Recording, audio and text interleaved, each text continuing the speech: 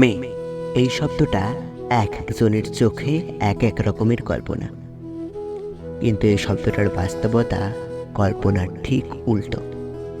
আসলে মেয়ে নামক শব্দটা আমাদের সমাজে এক অবহেলিত বস্তু। মেয়ে নামক শব্দটার সাথে ইচ্ছে নামক জিনিসটা একেবারেই যায় না। কত ইচ্ছে থাকা সত্ত্বেও তারা থাকে অবহেলিত।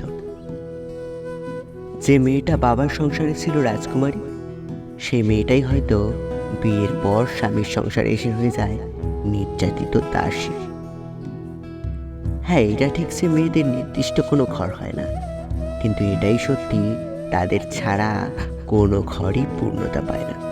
শুধুমাত্র একটা মেয়ে জানে এই সমাজে চলতে হলে তাকে কতটা বাস্তবতার সঙ্গে যুদ্ধ করে চলতে হয়। মেয়ে মানে কোনো কিছু করার আগে 1000 বার চিন্তা করা যে এই সমাজ কি বলবে। আর এই একটা চিন্তার কারণেই বাস্তবতার কাছে হেরে যায় তাদের হাজারো স্বপ্ন। কারোর কাছে মেয়ে মানে ছলনাময়ী। তারা ভালোবাসতে জানে না, তারা ভালোবাসা নিয়ে ছলনা করে। আসলে মেয়েরা হচ্ছে পরিস্থিতির শিকার। তারা অনেক সময় তাদের ফ্যামিলির দিকে তাকিয়ে নিজেদের ইচ্ছেকেই বিসর্জন দিয়ে দেয়। মেয়ে নামক শব্দটার অর্থ এক একজনের কাছে এক এক রকম। কারোর কাছে প্রতারক, কারো কাছে বিশ্বাসঘাতক, আবার কারো কাছে স্বার্থপর। আসলে মেয়েরা প্রতারক, বিশ্বাসঘাতক কিংবা স্বার্থপর কোনোটাই নয়।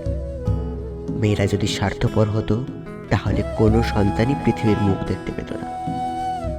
মেয়েরা যদি বিশ্বাসঘাতক হতো তাহলে 10 মাস 10 দিন কষ্ট করে গর্ভে ধারণ করে সন্তান জন্ম দিত না।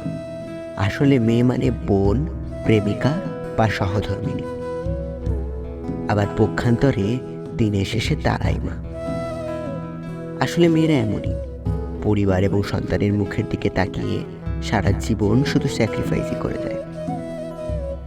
যত কষ্টই থাকুক না কেন, দিনের শেষে তারা সর্বদা হাস্যোজ্জ্বল।